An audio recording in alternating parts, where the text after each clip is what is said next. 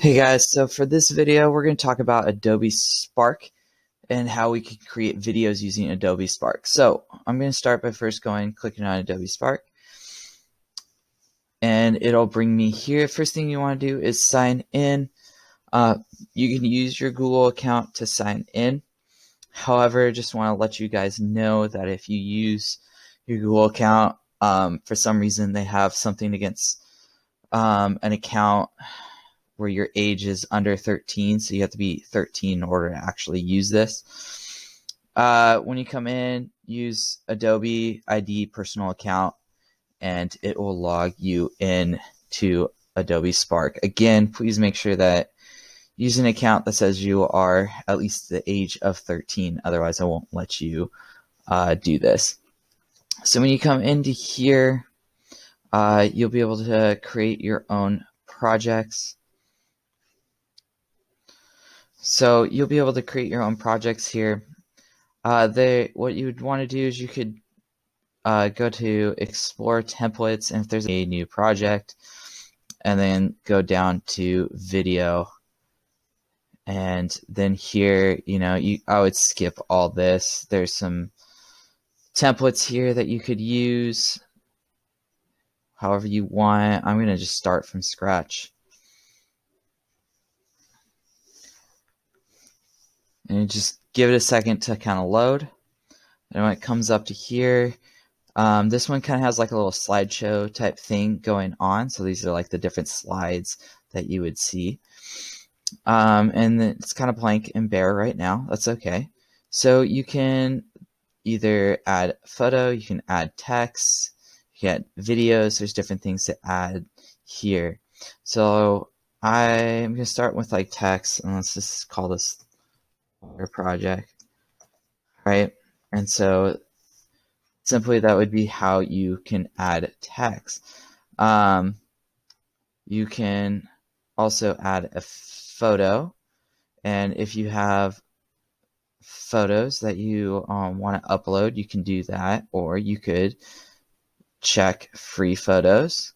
There's also a connection here. You could do connect to Google Drive, and you can add photos via Google Drive. I'm going to go here to find free photos. I'm just going to type in water,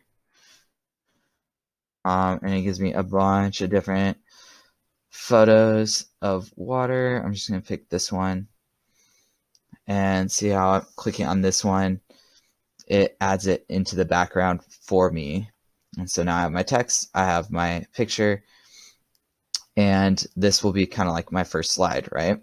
And you use it as like a title slide. Down here, you'll notice there's like some seconds and stuff. So this is like a timer of how long this slide will be up here. So you want to keep in mind when you put text on a slide or on this for a video, you want to make sure you're looking at like how much time it takes for someone to read. Now, 4 sections probably more than enough to be able to read Water Project, but maybe something with a lot more text, you're going to want it to be up there longer. So now I'm going to add a new slide. So you'll notice Water Project, I'm done. Now I have this next slide. Right now it's 2 seconds. I'm going to make this like 10 seconds because this next thing is going to be a lot longer. So you could continue to have like a photo in the background with some text in front. You could also do something called split screen. So like one side you could have a picture, which is probably better.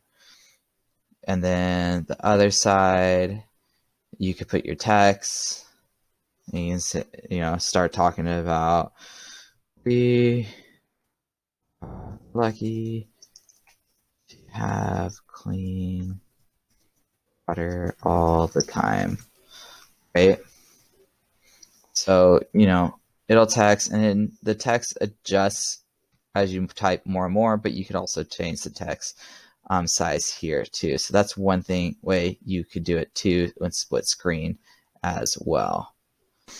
All right, and so you also have caption, you have title and text that you could do as well. I'm going to add another one, and you could do full screen, which is what it's on now. You could always do caption, We put a picture and a caption, then title, things like that, to be able to do that.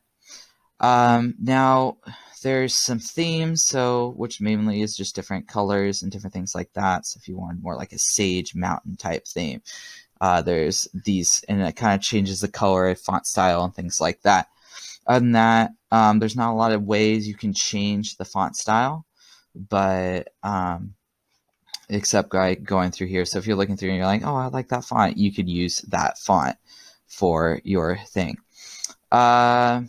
Then if you go over here all the way to the right, you have music, and you can try out some of these different musics. You can try adding your own. I haven't found out a way to be able to add your own and get to work on here yet, but you are free to try and work on that and try to get that to go.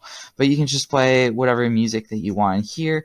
Just bear in mind that you want the music to reflect what it is that you're showing in your video. All right, so make sure that you're reflecting, your music reflects what you're talking about in your video. You know, don't have super happy, upbeat music when you're talking about, I don't know, a very sad topic like animal abuse or something like that. You want to pick, you know, like a music that represents what you're talking about. So just keep that in mind as you're creating your video. So that's how you can do Adobe Spark. After you have completed your video, there's a couple things you can do. You can share, which means you could publish it, which should give you a link that you can, that will create a link that you can give to me or turn in on Google Classroom so I can see it. You can also download the video onto your drive, or onto your computer, and then upload it on your Google Drive, and then put it on your, turn it in on Google Classroom. Those are a couple of the ways that you can do it. Please pick one of those ways. Make sure that you turn things in on Google Classroom, and don't just email me things. Make sure you're turning it in on Google Classroom.